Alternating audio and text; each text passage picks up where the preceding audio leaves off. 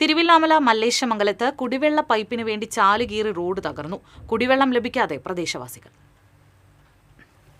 Thiruvilwamala ward 11 മല്ലേശമംഗലം കോട്ടാട്ടുകുന്ന് Puthanmari റോഡാണ് 2 വർഷത്തിലധികമായി തകർന്നുകിടക്കുന്നത്. ജൽജീവൻ കുടിവെള്ള പദ്ധതിക്കായി പ്രദേശത്തെ റോഡുകൾ മുഴുവനും പൈപ്പിടുന്നതിനായി JCB ഉപയോഗിച്ച് ചാലുകൾ കീറുകയായിരുന്നു. പൈപ്പിട്ടതിനു ശേഷം ചാലുകൾ മൂടിയെങ്കിലും റോഡുകളിൽ കുണ്ടും കുഴിയും രൂപപ്പെട്ടു. പ്രദേശവാസികൾക്ക് കുടിവെള്ളം ലഭിച്ചതുമില്ല. നിലവിലെ റോഡിന്റെ അവസ്ഥ മൂലം സ്കൂൾ വാഹനങ്ങളും അടിയന്തര സർവീസ് നടത്തുന്ന ആംബുലൻസ് പോലും എത്തുന്നില്ല. കാൽനടയാത്ര പോലും അസാധ്യമാണെന്നും പ്രദേശവാസികൾ പറയുന്നു. ജലജീവന്റെ ആവശ്യത്തിന് വേണ്ടിയിട്ട് റോഡ് കുത്തിപ്പൊളിച്ച് ഇങ്ങനെ നാശാക്കി ഇതാക്കിയിട്ടുണ്ട്.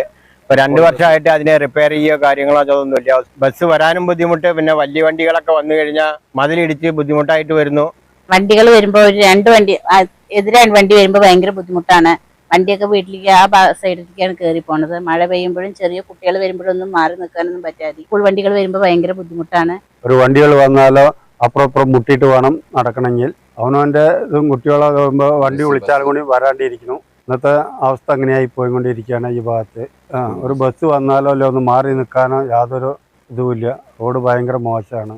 പ്രദേശവാസികൾ സ്വന്തം കയ്യിൽ നിന്നും പണം മുടക്കിയാണ് റോഡിന്റെ ചില ഭാഗങ്ങളിൽ ഗതാഗത സൗകര്യമൊരുക്കുന്നത്. അധികൃതരെ അറിയിച്ചിട്ടും യാതൊരു നടപടികളും എടുത്തിട്ടില്ലെന്നും പ്രദേശവാസികൾ പറയുന്നു.